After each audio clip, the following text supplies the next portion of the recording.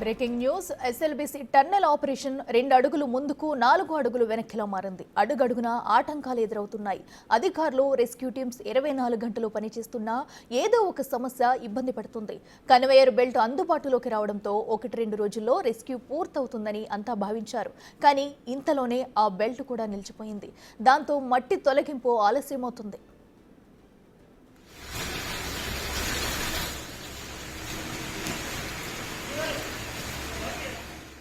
ఇటు టన్నెల్ లోపల precast బేస్మెంట్లకు cracks ఏర్పడ్డాయి. 15 మీటర్ల పొడవున క్రాక్స్ గుర్తించారు సిబ్బంది. ఇటు నీటి ఊటు కూడా విపరీతంగా ఉంది. దీంతో టీబీఎం మిషన్ కటింగ్ ఆలస్యమవుతుంది. టన్నెల్లో చిక్కుకున్న వారి కుటుంబ సభ్యులు సొంతూళ్లకు వెళ్లిపోయారు.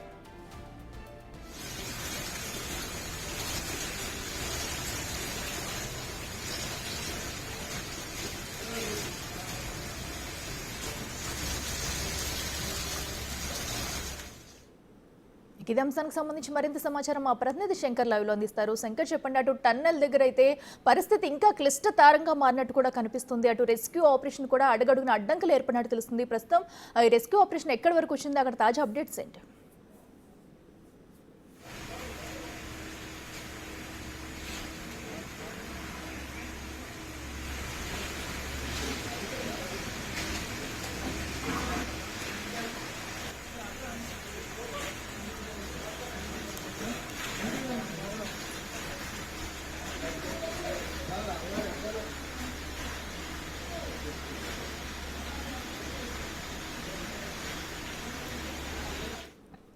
రెటిక టన్నెల్ దగ్గర మరింత సమాచారం అందించేందుకు మా ప్రతినిధి శంకర్ లైవ్ లో ఉన్నారు. శంకర్, చెప్పండి. అటు టన్నెల్ వద్ద అయితే అడుగడుగునా కూడా రెస్క్యూ ఆపరేషన్ ఆటంకాలు ఎదురవుతుందో తెలుస్తుంది. ప్రస్తుతం సిచ్యువేషన్ ఎలా ఉంది అక్కడ? ఎస్ అఖిల, ఎస్ఎల్బీసీ టన్నెల్ దగ్గర రెస్క్యూ ఆపరేషన్కు మరో ఆటంకం ఏర్పడిందనే చెప్పవచ్చు.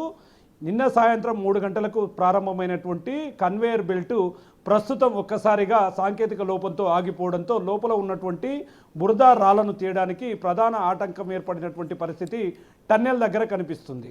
ఓవరాల్గా 12వ రోజు రెస్క్యూ ఆపరేషన్ కొనసాగుతుండడం, ఇప్పటి వరకు టన్నెల్లో చిక్కుకుపోయినటువంటి 8 మంది ఆచూకీ లభ్యం కాకపోవడంతో రెస్క్యూ ఆపరేషన్కు సంబంధించినటువంటి రక్షణ దళాలు మొత్తంగా పూర్తిగా రెస్క్యూలో అంటే ప్రధానంగా ఇబ్బందులు పడుతున్నటువంటి పరిస్థితి కనిపించింది. నిన్న 3 గంటల తర్వాత కన్వేయర్ బెల్ట్ ప్రారంభం కావడం, ఒక్కసారిగా ఈ యొక్క బురద మట్టిని వేగంగా వెలికి తీయొచ్చు అని చెప్పి కూడా రెస్క్యూ దళాలు ముందుకు వెళ్తున్న క్రమంలో ఒక్కసారిగా కన్వేయర్ బెల్ట్కు సంబంధించినటువంటి సాంకేతిక సమస్యతో ఆ యొక్క కన్వేయర్ బెల్ట్ నుంచి బయటికి రావాల్సినటువంటి బురద మట్టికి సంబంధించినటువంటి పనులంతా కూడా ఒక్కసారిగా ఆగిపోవడం, ఇక మాన్యువల్గా ఈ యొక్క మట్టి బురదను లోకో ట్రైన్లో కూడా బయటికి పంపే పరిస్థితి కనిపిస్తుండడంతో ఒక్కసారిగా ఈ యొక్క రెస్క్యూ ఆపరేషన్కు ప్రధాన ఆటంకంగా మారింది.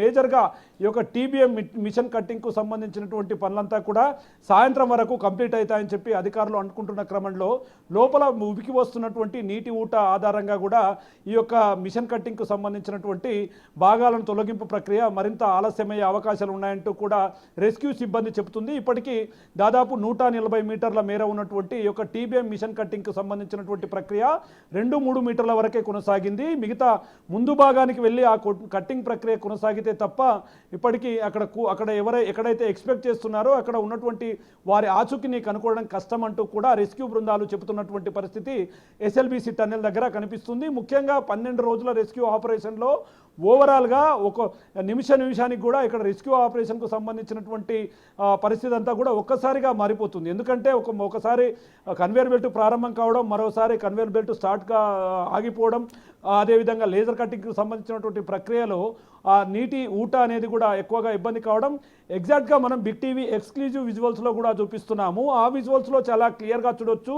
ఎక్కడైతే బురద ప్రాంతాలుగా ఉన్నాయో అక్కడ గుంతలు తవ్వారో అక్కడ గాలింపు చర్యలు చేపడుతున్న క్రమంలో ఒక్కసారిగా సీపేజ్కు సంబంధించినటువంటి వాటర్ అంతా కూడా నిమిషానికి 4000 లీటర్లు వస్తుండడం అనేది కూడా ఈ యొక్క గాలింపు చర్యలకు ప్రధాన ఆటంకంగా మారుతున్నటువంటి పరిస్థితి అక్కడ కనిపిస్తుంది. ఎక్కడైతే గత 4 రోజుల క్రితం ఎన్జీఆర్ఐ బృందానికి సంబంధించి జీపీఆర్ రాడార్ కూడా గుర్తించినటువంటి మార్కింగ్ ప్లేసుల్లో ఇప్పటికే మెత్తని భాగాలు ఉన్నాయంటూ కూడా అక్కడ తవ్వకాలు జరపడం, అక్కడ ఒక చోట మెటల్కు సంబంధించినటువంటి వాటిని గుర్తించడంతో మిగతా 4 చోట్ల కూడా ఈ తవ్వకాలు ప్రారంభించారు. ఇక మేజర్గా ఎన్డీఆర్ అయితే ట్రైన్ చేయబడినటువంటి జాగిలాలు ఈ యొక్క వాసనను పసగట్టే క్రమంలో అయితే అక్కడ కొన్ని చోట్లను గుర్తిస్తున్నారు. అక్కడ వాటి తవ్వకాలు జరుపుతున్నటువంటి పరిస్థితుల్లో తవ్వకాలు జరిపే టైంలో ఎక్కడైనా టన్నెల్లో ఎక్కడైనా భూ ప్రకంపనలు వస్తాయని చెప్పి కూడా నేషనల్ ఫర్ సిస్మాలజీకి సంబంధించినటువంటి బృందం, అంటే ఈ యొక్క భూ ప్రకంపనలకు సంబంధించినటువంటి బృందం అంతా కూడా అక్కడ పూర్తిగా నిఘా ఆధ్వర్యంలో ఈ యొక్క రెస్క్యూ కొనసాగుతుంది. ఎక్కడైతే ఈ యొక్క టీబీఎం మిషన్ తొలగింపు ప్రక్రియ ముందుకు వెళ్తుందో ఆ క్రమంలో ఈ యొక్క బేస్మెంట్లను అమర్చేస్తారో అక్కడ 15 ఫ్రీకాస్ట్ బేస్మెంట్ల దగ్గర నీటి ఊట అనేది ఎక్కువగా వస్తుంది. అంటే అదంతా కూలిపోయి ఉంటుంది. ఆ 15 ఫ్రీకాస్ట్ బేస్మెంట్ల దగ్గర ఈ యొక్క ప్రధానమైనటువంటి కూలిపోవడం వల్లనే ఈ యొక్క రెస్క్యూ ఆపరేషన్కు మరింత ఇబ్బందిగా ఉంటుంది. అక్కడే మృతదేహాలకు సంబంధించినటువంటి ఆనవాళ్ళు లభించవచ్చు అని చెప్పారు. ఇప్పటికే టన్నెల్ దగ్గరికి ఒక బోరింగ్ మిషన్కు సంబంధించినటువంటి నమూనాను తీసుకురావడం, అక్కడ టన్నెల్కు సంబంధించి లోపల ఉన్నటువంటి ప్రక్రియనంతా కూడా ఏ విధంగా ఆ మిషన్ చేస్తుంది, ఆ మిషన్లో సెకండ్ ఫ్లోరు కింది ఫ్లోర్ అంటే పైన ఉండి ఆపరేట్ చేసే వాళ్ళు కొంతమంది ఉంటారు, టీబీఎం మిషన్ ముందు భాగంలో కొంతమంది ఉంటారు. ఈ క్రమంలో వారు ఎక్కడ చిక్కుకుపోయి ఉంటారు, ఏ ఏ భాగాలు అడ్డుగా వస్తాయి రెస్క్యూ ఆపరేషన్కు అనేది క్లియర్ కట్గా తెలుసుకుంటూ ఆ భాగాలను లేజర్ కట్స్తో కూడా కట్ చేస్తున్నారు. మేజర్ అడ్డంకి మాత్రం టీబీఎం మిషన్కు సంబంధించినటువంటి భాగాల తొలగింపు ప్రక్రియ, అదేవిధంగా ఊట నీరును పూర్తిగా వచ్చే వాటర్ నిమిషానికి 4000 వస్తుంది, బయటికి కూడా మోటార్ల ద్వారా పంపుతూ ఉన్నారు. కానీ అక్కడ పరిస్థితులంతా కూడా పూర్తిగా ప్రతికూలంగా మారుతుండడం అనేది రెస్క్యూ ఆపరేషన్కు ప్రధాన అడ్డంకిగా మారుతుంది. మరి మేజర్గా ప్రజెంట్ సిచ్యువేషన్ను చూసుకుంటే విజువల్స్లో దృశ్యాలలో గమనిస్తున్నాము. టీబీఎం ప్రక్రియకు సంబంధించినటువంటి మిషన్ ప్రక్రియ అనేది కూడా కట్టింగ్ ప్రక్రియ కొనసాగుతుంది. ఆ విజువల్స్లో చాలా పరిస్థితులన్నీ కూడా దారుణంగా కనిపిస్తున్నాయి. ఎందుకంటే ఒకవైపు రెస్క్యూ ఆపరేషన్కు సంబంధించినటువంటి ఏదైతే బొగ్గు గనులకు సంబంధించినటువంటి కార్మికులు చేస్తున్నారో అక్కడ వాటిని నీటిని బయటికి తీసే ప్రయత్నం చేస్తున్నప్పటికీ నీరు ఎక్కువ పెద్ద మొత్తంలో రావడం అనేది కూడా ఈ రెస్క్యూకు మరింత ఇబ్బందిగా మారుతుంది. ఇప్పటికే ఆ కుటుంబ సభ్యులకు సంబంధించి దాదాపు ఇన్సిడెంట్ జరిగిన తర్వాత అక్కడికి జేపీ కన్స్ట్రక్షన్ ప్రధాన కార్యాలయానికి వచ్చినటువంటి జార్ఖండ్, ఉత్తరప్రదేశ్కు సంబంధించి ఆచూకీ కోల్పోయిన వారి కుటుంబ సభ్యులంతా కూడా అధికారులతో మొత్తుకుంటూ ఉన్నారు. తమ కుటుంబ సభ్యుల ఆచూకీ లభ్యం కావాలని చెప్తున్న క్రమంలో ఇన్ని రోజులు కావస్తున్నా దాంట్లో కొంతమంది తమ సొంత గ్రామాలకు వెళ్లే పరిస్థితి ఓవరాల్గా ఎస్ఎల్బి టన్నెల్ దగ్గర కనిపిస్తుంది. ఏది ఏమైనప్పటికీ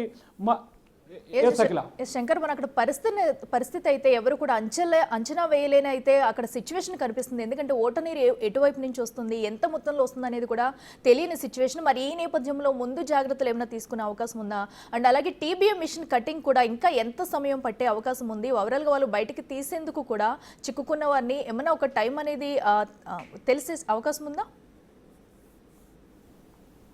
ఎస్ అఖిల, ఎందుకంటే ఇప్పటికీ అధికారులు ఒకవైపు కన్వేర్ బెల్ట్ నడుస్తున్న క్రమంలో ఒక్కసారిగా అధికారుల రెస్క్యూ ఆపరేషన్కు సంబంధించి ఎవరైతే పాలు పంచుకుంటున్నారో వాళ్ళకు ఉత్సాహం అనేది నెలకొంది. ఎందుకంటే దాదాపు 13.5 కిలోమీటర్స్ మేర కూడా అక్కడ బురద 200 మీటర్ల మేర అక్కడ ఇన్సిడెంట్ జరిగిన ప్రాంతంలో ఉంది. అయినప్పటికీ చిన్న చిన్న జేసీబీల సాయంతో ఆ బురదను తీసుకురావడం, ఆ కన్వేర్ బెల్ట్లో వేయడం, ఆ కన్వేర్ బెల్ట్ అనేది కూడా సునాయాసంగా పని నడిచేది. కానీ ఉన్నట్టుండి ఒక్కసారిగా కన్వేర్ బెల్ట్ ఆగిపోవడం అనేది తిరిగి లోకో ట్రైన్లకు అనేది పని పెట్టినటువంటి పరిస్థితి.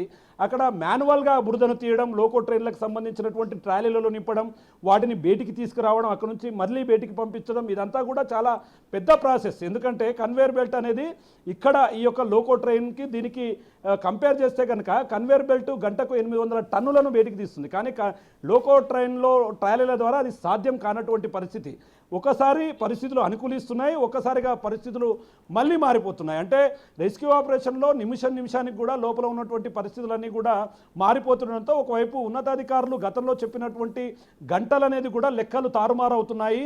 ఒకసారి 72 గంటలు పడితే మరోసారి అది 4 రోజులకు చేరుకోవడం, 4 రోజుల నుంచి 5 రోజులకు కూడా చేరుకోవడం వంటి పరిస్థితులు ఆ టన్నెల్ దగ్గర కనిపిస్తున్నాయి. ఓవరాల్గా ఎపిసోడ్లో అంతా కూడా మేజర్గా టీబీఎం మిషన్ ప్రధాన భాగం ముందు భాగం ఎక్కడైతే ఉంటుందో ఆ భాగంలో ఖచ్చితంగా వారికి సంబంధించినటువంటి గుర్తులు ఉండవచ్చు, ఆనవాళ్ళు లభించవచ్చు అని చెప్పి కూడా ఇప్పటికీ గమనిస్తున్నాం. నిజంగా అక్కడికి చేరుకోవాలంటే మనం దృశ్యాలలో చూస్తున్నాం ఎంత టెక్నికల్ సమస్యలు వస్తాయి, ఎంతమంది పని చేస్తున్నారు, ఎంతమంది లేజర్ కట్టింగ్స్ చేస్తున్నారు, ఎంతమంది బురదను తొలగింపు ప్రక్రియ చేస్తున్నారు, గుంతల్లో నీరు నిలిచిన దృశ్యాలను కూడా మనం క్లియర్ కట్గా బిగ్ టీవీ స్క్రీన్ మీద చూడవచ్చు. ఎందుకంటే ఆ గుంతల్లో దిగడం, అక్కడ ఏదైతే గుర్తించినటువంటి ఆనవాళ్ళకు సంబంధించినటువంటి అవశేషాల కోసం వెతుకులాడడం, ఇదంతా కూడా దాదాపు 11 బృందాలు, MARCOS, navy, army, rat hole miners లాంటి నిష్ణాతులైనటువంటి వాళ్ళంతా కూడా లోపలికి దిగుతున్నారు. ఎక్విప్మెంట్ అంటే ప్రతిదీ కూడా అత్యాధునికమైనటువంటి టెక్నాలజీని యూజ్ చేసి వారి గుర్తింపు కోసం అయితే శతవిధాల ప్రయత్నం చేస్తున్నప్పటికీ 12వ రోజు 11వ రోజు కాస్త కన్వేయర్ బెల్ట్ నడవడం, తిరిగి 12వ రోజు కన్వేయర్ బెల్ట్ తిరిగి అదే యథాస్థానానికి వెళ్ళిపోవడంతో ఒక్కసారిగా రెస్క్యూ టీం అంతా కూడా తీవ్ర నిరాశకు గురవుతున్నటువంటి పరిస్థితి అక్కడ కనిపిస్తుంది. ఏది ఏమైనప్పటికీ 12 రోజులు గడిచిన ఇట్లాంటి టైంలో ఈ కన్వేయర్ బెల్ట్ సమస్య మళ్ళీ తిరిగి రిపీట్ కావడం బృందాల్లో నిరాశ నెలకొంది. తిరిగి ఆ కన్వేయర్ బెల్ట్ను పునరుద్ధరించే పనులపైన ప్రత్యేకమైనటువంటి దృష్టి సారించారు అధికారులు. మరికొద్ది గంటల్లో కన్వేయర్ బెల్ట్కు సంబంధించినటువంటి అప్డేట్ చేస్తాము, దీన్ని అందుబాటులోకి తీసుకొస్తేనే ఈ మెటీరియల్ అంతా కూడా బయటికి వెళ్తుంది కాబట్టి ప్రధానంగా కన్వేయర్ బెల్ట్ టీబీఎం మిషన్ల తొలగింపు ప్రక్రియ కట్టింగ్ అనేది కూడా త్వరగతిన సాగితే మాత్రం ఇక్కడ కొంత అంటే ఆ గంటల్లో మార్పు వచ్చి త్వరగతిన రెస్క్యూ కంప్లీట్ అయ్యే అవకాశాలు కనిపిస్తున్నాయి. తిరిగి సేమ్ యథాతథంగా ఇట్లాంటి సీన్లే రిపీట్ అయితే టన్నెల్లో మాత్రం ఖచ్చితంగా మరికొద్ది రోజులు పట్టే అవకాశం అయితే ఈ రెస్క్యూ ఆపరేషన్లో ప్రధానంగా కనిపిస్తుంది. జాగిలాలు కూడా వెతుకుతున్నాయి. వాసన ఎక్కడైతే వస్తుందో ఆ వాసన దగ్గర జాగిలాలు వెతుకుతున్నాయి. ఆ జాగిలాలు వెతుకుతున్న ప్రాంతాల్లో కూడా మార్కింగ్ చేస్తున్నారు అధికారులు, ఎన్జీఆర్ఐ బృందంతో సహా. ఇక ముఖ్యంగా ప్రకంపనలకు సంబంధించినటువంటి అప్డేట్ని ఎప్పటికప్పుడు తీసుకుంటూ జిల్లా అధికార యంత్రాంగం, రాష్ట్ర వ్యాప్తంగా వచ్చినటువంటి అధికార యంత్రాంగం అంతా కూడా ముందుకు వెళ్తున్నటువంటి పరిస్థితి టన్నెల్ దగ్గర కనిపిస్తుంది. అఖిల.